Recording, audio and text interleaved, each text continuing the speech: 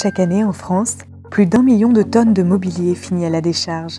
Pour endiguer le phénomène, Augustin Poncelet et Vianney Sauvage ont lancé Dizzy, une nouvelle marque française de mobilier design et éco-responsable. On est parti du constat qu'il y avait un trop grand nombre de déchets qui provenaient du mobilier. Et donc on a réfléchi à proposer une offre, une alternative pour que les mobiliers qui soient présents sur le marché puissent créer beaucoup moins de déchets. Dizzy, c'est une nouvelle façon de concevoir et d'acheter du mobilier. En quelque sorte le Lego du meuble design. On a créé un jeu de pièces, 31 pièces, on peut les assembler sans outils. Et on peut réaliser tous les meubles que l'on peut imaginer. Des lampes transformées en tables, des tables en bureaux, des bureaux en étagères, ces startups créent du mobilier modulable anti-obsolescence. La famille qui s'agrandit, un déménagement. Ici, rien ne se perd, tout se remplace. Le mobilier s'adapte à notre cadre de vie. Si vous voulez faire évoluer votre lampe et lui donner une fonction auprès d'une table basse, table de chevet par exemple, c'est tout à fait possible. On retrouve ce pied-là, ici.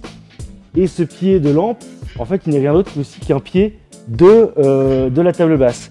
Donc on peut vraiment transposer les pièces d'un meuble à l'autre et au lieu d'être dans une fast fashion qui fait changer un ensemble de meubles et d'intérieur, on peut conserver des éléments pour pouvoir les faire évoluer de manière plus durable. D'où l'idée d'avoir des pièces détachées très faciles à assembler. On est vraiment à travers un système de serrage pour pouvoir créer un meuble qui soit unique et fonctionnel. Solide comme du chêne massif, recyclable à l'infini comme le métal et naturel comme le lin. Des matières respectueuses de l'environnement, pensées pour durer. Demain, ces créateurs veulent aller encore plus loin. Le point de départ de Dizzy, c'était que ces 31 pièces, ce soient des déchets qu'on ait pu redesigner et réintégrer à notre jeu de pièces. Ce parquet, on l'a récupéré dans le cadre du démantèlement du siège des Trois Suisses sur le site de la Maillerie, du parquet ancien en chêne massif. On l'a fait transformer par une entreprise d'insertion qui nous a permis de composer des tables basses 100% recyclées, upcyclées et vraiment issues de l'économie circulaire. Il y a énormément de matières qui sont disponibles, que ce soit du textile, que ce soit du bois, du métal. Le tout étant de pouvoir les redesigner, les retransformer, les commercialiser. On est très ouvert pour travailler avec des architectes, des constructeurs, des promoteurs pour pouvoir trouver en fait le gisement de ces matières. Les études montrent que les Français veulent acheter des meubles plus respectueux de l'environnement. Mais limiter son empreinte carbone a parfois un prix. D'autant que Dizzy a fait le choix de localiser sa production dans les Hauts-de-France.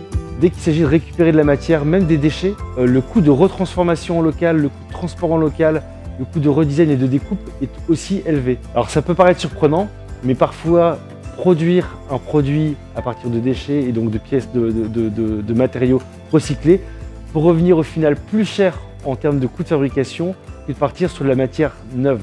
Donc on a vraiment tous besoin de faire un effort sur l'engagement qu'on veut donner dans le choix de nos produits et c'est un engagement que chacun doit prendre, que ce soit les marques qui proposent de nouveaux meubles ou que ce soit les consommateurs. En France, le secteur de l'ameublement progresse de près de 2% chaque année.